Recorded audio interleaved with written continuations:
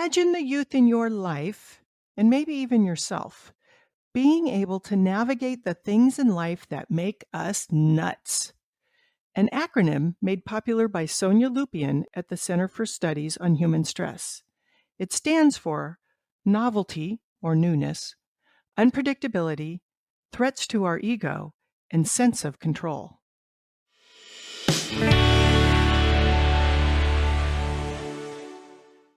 Hello, I am Terri Novacek, and this is Element is Everything podcast, where we discuss topics associated with finding your element, that place where interests and talents collide to bring good things to yourself and others.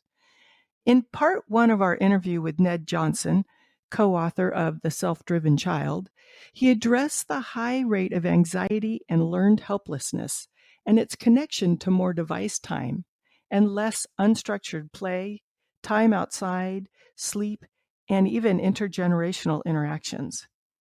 As the interview went on, he shared his experience with Plan B thinking. Let's hear what he had to say.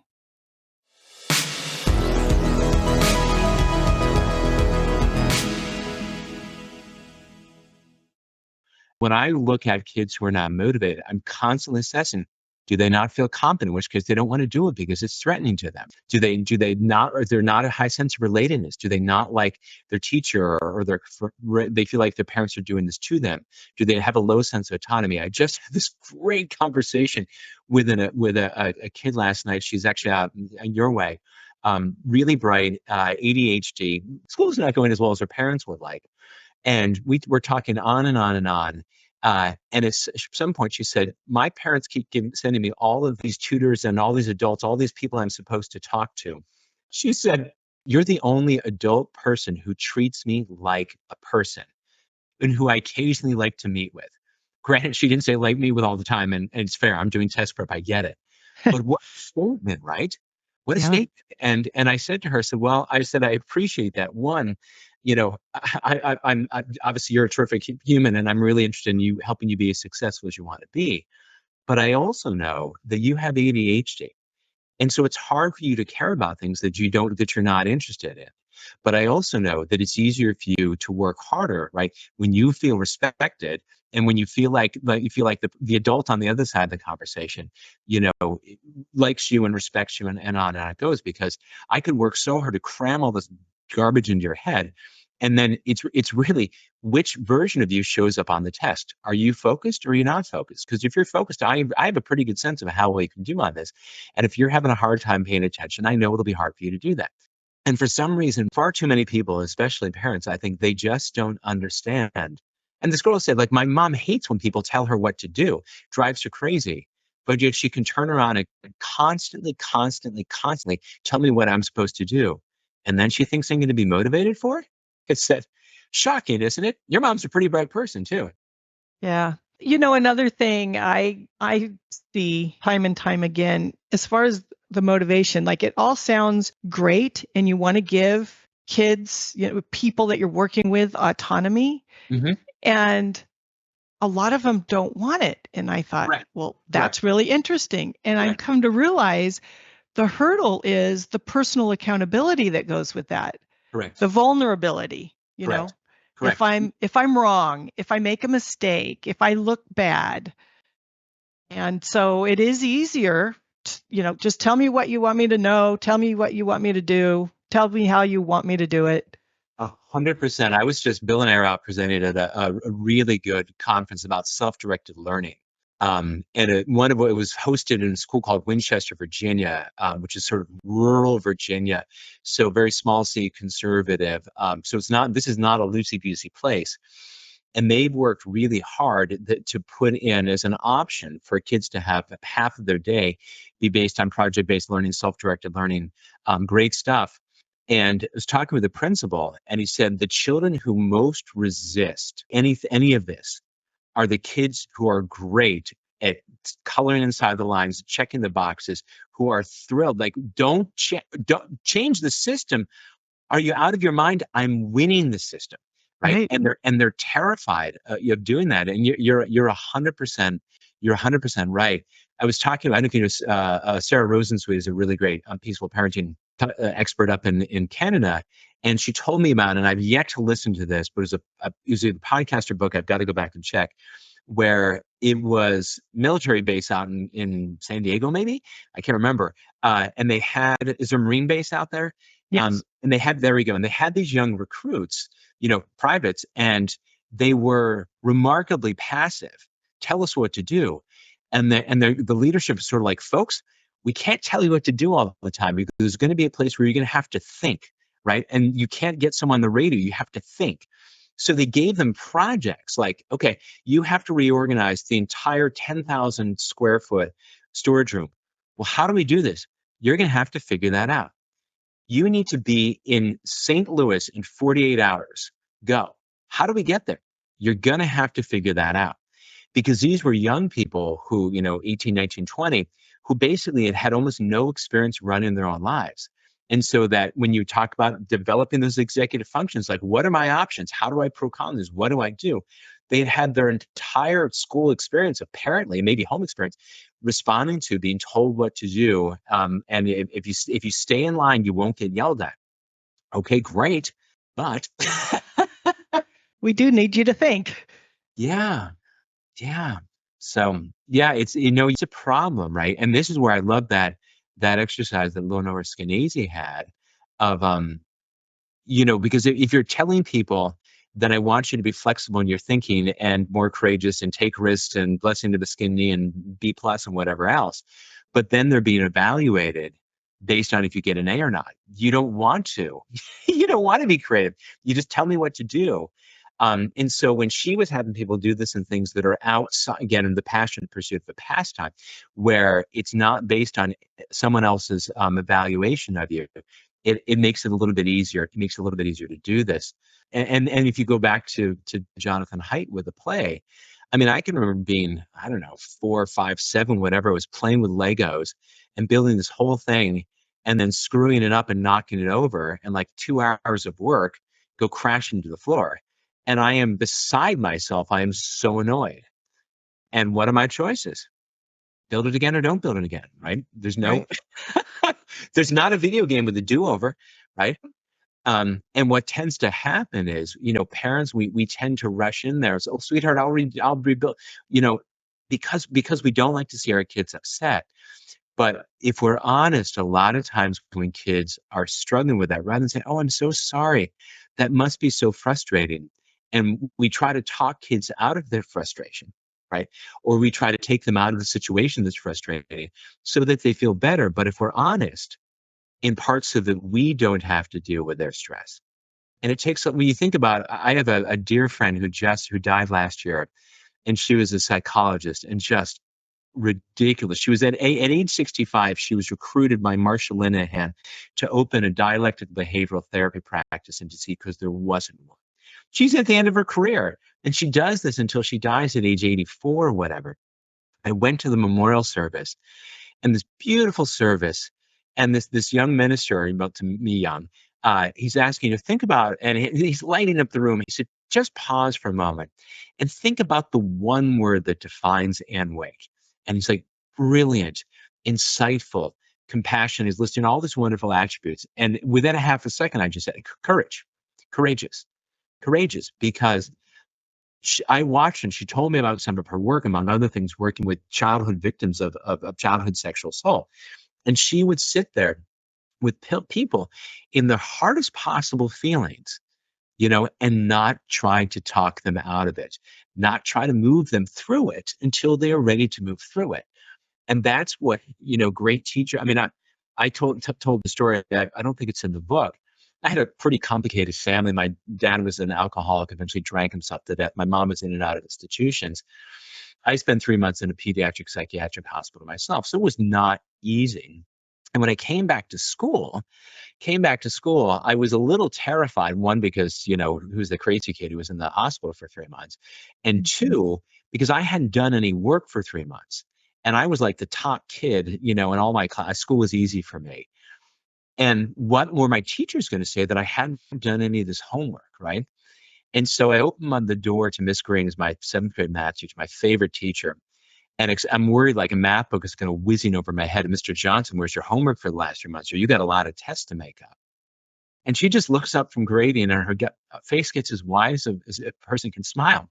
And she just says, Ned, how are you? And I mean, it had never occurred to me that this person or these teachers, these adults liked me. Mm, Not the yeah. fact that I made their life easy, that they saved on lead red ink, right? That I wasn't disruptive, that I was attentive, blah, blah, blah. There's a model for other students, whatever you could come up with for what being a nerdy kid, how that would be make her life easier. But that she actually seemingly actually just liked me. I'm like, you've got to be kidding me. And so this for parents and for educators, and particularly when things aren't going well. And I suspect that a lot of kids who may come to charter schools, they have come because what has been the schools that they've been in aren't working for them, and they need to explore other options. And oftentimes, when a child leaves one school and goes to another, it isn't pretty. You don't leave with straight A's in every word that you can ever get and say, "Well, I've declared victory. I'm moving to a different, conference." Right? It's a thing's been really hard and really bumpy. And it is hard. And I will watch that my kid was full school refusal for the last 3 months of eighth grade. And what's my inner monologue? I'm a guy who helps people get into college. What's going through my head? And I have to keep telling myself and telling myself and telling myself, this kid has a brain in her head. She wants her life to work out, just like I in seventh grade had a brain in my head and I wanted my life to work out. And so our job, our obligation as parents and as educators is to offer all the support in the world. But in a perfect world, we're not doing this in a controlling way because, again, anxiety avoidance, and we take away from children the very opportunities that help them develop brains that are tolerant to stress, that can bounce back from adversity, can motivate for things that are meaningful, that can develop all those executive functions. And there's such an opportunity to use the school age years to do better by and for and with children, so that rather than trying to, was it Frederick Douglass who said it's easier to raise strong boys than it is to fix broken men? And we can make Mhm. that, all inclusive gender at this point. And we so often are, whatever's being done to kids, age 5 through 18, and then trying to find psychologists for all of them. And I'm deeply grateful to my colleagues who are psychologists who know stuff that I don't know. But in a perfect world, wouldn't our energy be a little bit more into preventing the development of some of these challenges that far too many young people are bedeviled by? Yeah. In your building blocks analogy, you had mentioned that, a parent might say, "Oh, I'll build it again for you." Another thing I see with that is it's somebody's or something's fault Yeah. Yep. that Yep. all your blocks fell Yep. down. Yep. And that I think we've gotten addicted to that, like Yeah. something bad happened to me. Whose fault was it? Right. And it can't be mine. And beyond that, like why can't it just be like it just happened? Life isn't always fair, Right. No, I mean, they don't want to build, and he's not the only, it is what it Mhm. is. Yeah. What it is, and acceptance is so hard. I mean, when my son acquired a brain tumor and he had the good manners to choose one that was pretty treatable, so grateful for that because it could have been a very different story. But in insurance, they call it acts of God, right? Yeah. Why did it happen? Right? Is it could we credibly come up with a reason? I mean, and there are people who develop cancer for reasons that are, you can blame it on, this or that. Someone someplace had something to do with it. But I read up on this. I had cancer 14 years ago. I'm actually the same type of cancer my son had. His was in his brain and mine was a different part of my body. And I looked this up, and something like 50% of cancers, it's just spontaneous. It's not attributable to anything, to radiation or whatever. Nobody knows why. And so the same kind of thing. Your bricks blocks fell down. I can imagine a parent, saying, "Oh, well, sweetheart, you have to be more careful." You just blame the kid for the fact that he has tears, and if only you wouldn't have done this, you wouldn't be in tears. As Yeah. opposed to, ah, that stinks.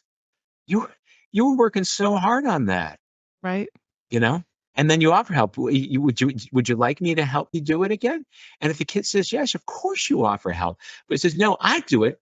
Okay, I'm confident you can make that just as good, even better next time if you want to. But it's hard, because we start with little people who don't know how to soothe themselves. And we have to. That's our job. We co-regulate. But over time, if a child who doesn't develop the ability to soothe himself is so poorly prepared for life, and look, I still I get upset about stuff. I'm like, I clearly need a nap. I clearly need to go for a run. I clearly need some time to think about this. I clearly need to meditate because I'm all spun up and I'm about ready to take someone's head off. And I'm not going to be very effective as a spouse, as a teacher, as a parent if I'm about to take someone's head off. And I have to recognize that. And so then I assess myself, what's going on inside of me, and what can I do that can make a difference. But the idea that there's an explanation or blame for everything is as opposed to just accepting it is what it is. Well, and what you're talking about is taking responsibility for your emotions. You're recognizing it and thinking, Mhm. okay, these are mine. And what am I going to do about it? Instead of feeling Yeah. like it's everybody else's responsibility to do something about it. Yep. Yeah. So I know that your work is, and you had mentioned it, getting kids prepared for getting into college, but I also know that you guys have a chapter on, alternate routes. Yes. And we actually get a lot of we get both. We get a lot of kids that are that straight A student that you were talking about, and even though they were doing really well in the conventional school, wanted something more, and then Hmm. they've come here and they've been able to really dive deep into their passions. And then we get the kids that just can't even get themselves to a conventional school. Yeah. And so both of those ends of the spectrum, you find kids that college is not where they want to go, Yeah. or, so. Yeah, so part of the reason I love that, and Bill deserves all the credit for making sure that this chapter is in our book, in part because he spends so much more of his time with kids where learning is really hard, and they're falling off the academic path, or they fail out of college, they fail out of college again, they fail, um, and so the most important idea in this chapter is when we the organizing principle of the self-driven child is about how stressful is a low sense of control, and how with a low sense of control you can't be well motivated. And Sonia Lupian, who put forward this acronym of nuts of what makes people, novelty, unpredictability, threat to ego, low sense of control, she said the single best cognitive tool to lower your stress is plan B thinking. Plan B thinking. And so even for me as a test prep geek, when I have kids who are, oh my gosh, I've got to get such and such, or I'll never go to this or that college, whatever. The first thing I would do is go over to, there's a group called Fair Test, whose work is all about reducing or eliminating the use, or certainly the inappropriate use, of standardized tests in American education. And they had a list for decades of all the universities and colleges in America where you can apply to college and you don't need an SAT or ACT score. Today, that's almost the default setting, that you don't need these scores. And even for kids who are hell bent on, they need to go to Yale, right? But they looked at all these amazing other universities that were test optional. It lowered their stress. And they did better on the SAT because it remained something that they deeply wanted, but they didn't have to have. And most mental health is changing thinking from I have to, which is crazy making, to I want to. So this alternate routes is about all these stories we know of people who started college and dropped out, who did this really cool job, who skipped college altogether and worked for 10 years and then went to graduate school, who were incredibly successful in business and life in all kinds of ways. People are incarcerated and got themselves back on a path. And because of what happens for so many children is the drip feed that they're getting is that if you want to have a successful life, you have to go to college. And not only that, you need to be like top 10% of your high school class. Or if you're not an A+ student, you're going to have a B- life. And to the degree that they hold to that, again, we're back to avoidance. And to the degree that their parents hold to that, the more controlling they are, and everything goes sideways. So there's a beautiful story in there where Bill was talking with the kid, came in, and the kid's basically like, look, I've got a C plus average. But honest to gosh, I don't do any work. I don't do anything. I basically just charm my teachers or browbeat them into giving me passing grades. And I don't do anything. And Bill looked at the kid. He said, am I the only one who thinks that school is a complete waste of time? That you go there 6 hours a day, not engaging with anything, just driving your teachers a little bit nuts. I mean, this is such a waste of your time. Why don't you? And he was on there's a Bethesda Chevy Chase Rescue Squad. It's a really big deal here in our area. It's one of the best programs in the country. And so it's a great place for young people, for anyone who wants to go into emergency services. And he said, why don't you just drop out of high school and just do this full time? And then you can go to University of Maryland and do their fire services program. He said, this is great. And so he went home, the kid went home, and he gets an email from the parents asking, can we talk? We'd like to have a meeting. They come and Bill learns that both of their parents are college professors. You think, oh my God, they're going to take my head off. And he said, they looked at him and they said, thank you. Mm. Thank you for giving our kid another path. I mean, we're both college professors, and school is just easy for us. It was easy for us to engage, right? And we've been stuck, and because he's stuck, and we don't know what to do. And you've given him another option. Because Bill would also they said to this boy, to say to any kid, listen, you could fail every single class you took in high school. And if you and if and that, but if at the end of it, you decide that wasn't such a hot idea, you can enroll to community college. You have to start with some remedial courses, but once you have 30 credits, you can transfer to the University of Maryland or pretty much any college in the country, and they don't give a fig about your high school grades. And he said, when I tell people, don't tell them that who drop out of school. He said, when I tell them that, it motivates them because we've taken fear off the table that it's Yale or the jail kind of thing. So had this conversation with the parents. The kid comes back a week later, said, can I talk with Dr. Stickstrud again? He said, it turns out that in order to stay in this EMT program that I'm doing, I have to stay in high school because I'm not old enough yet. So now he has a reason to be in high school. He went from like a 2.1 GPA to a 3.2 GPA by the end of the semester because he had a reason to actually be there. His twin brother was so worried that he didn't have his passion, said, can he come and talk with Bill about this? And it's just like I was saying with this girl before. When we talk with kids respectfully, are there advantages to going to Columbia? Sure there are. Of course there are. People know what the heck Columbia is. It's great for getting your first job. But honest to gosh, after that, it doesn't make that big of a difference because it's really the work you do when you're there. And so providing these alternate routes, both for the straight A students who are just perfectionistically driven, and for the kids who can't seem to find a reason.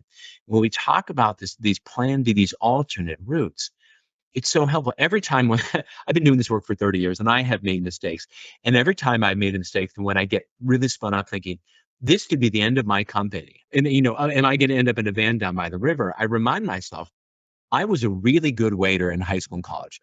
I'm kind of a people person. I could make a credible living as a waiter. It's a little nocturnal for me. Don't get me wrong, because I'm old now, but I can make it. And when I remind myself, you like doing that work, Nat, you could do that. Vanessa's not likely to leave you just because your company falls apart. For better, rich or poor, better for better.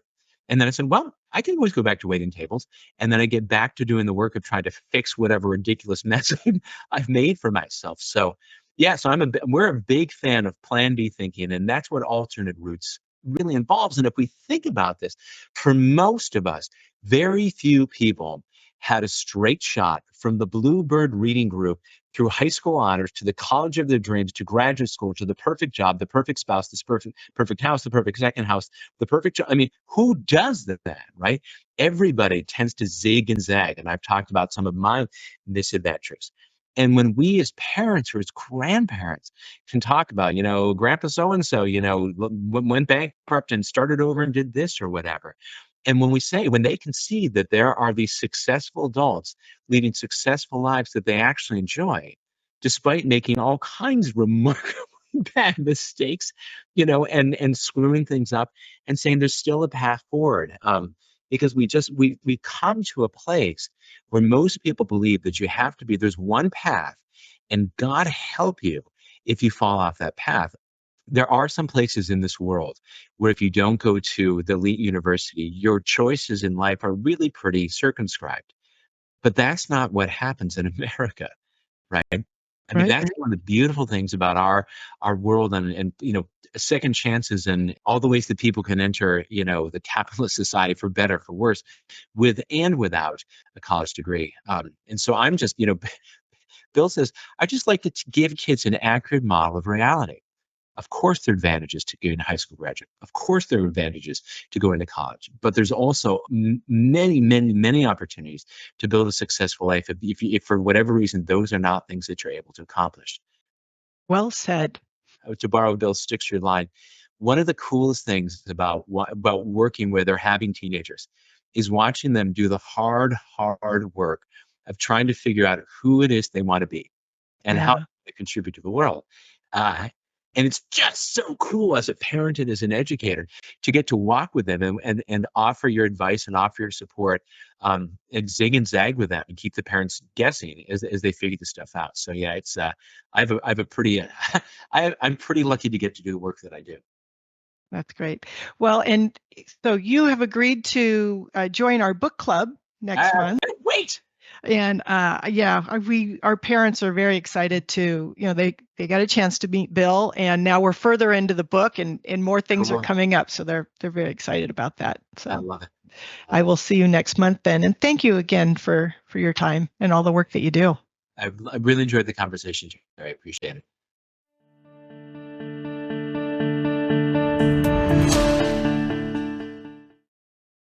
As Ned points out, whether parent or educator, we won't be able to tell our youth how to run their lives forever. Our job is to offer support, but not in a controlling way, which means embracing the zigzagging path that comes with agency. The self-driven child addresses Plan B thinking, where you envision alternate futures and create a backup plan. This helps the planner know that if Plan A doesn't work out, the world will not come crashing down. Plan B thinking is a skill, and it takes time to develop. What's the best way to get better at something? Practice. And what is the best way to influence our children? Model the behavior we want to see. So here's your element challenge. Make the sharing of personal goals a regular part of the family or your classroom or your friend group, but make it part of your discussion and regular practice. Identify something you want to achieve. It can be as simple as pancakes for breakfast or something as ambitious as starting a business. Determine a plan B.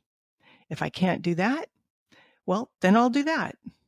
If this doesn't play out like I thought, well, then I'll try this. Make it a habit to always have a backup plan. Even something as simple as if my friend can't meet up to play, I will shoot some baskets on my own. I will go for a run. I will play with my sibling. Sometimes you might find as you're thinking about a plan B, you'd actually prefer that the plan B be your plan A. And sometimes you might find that envisioning alternate options might actually be more in line with your element.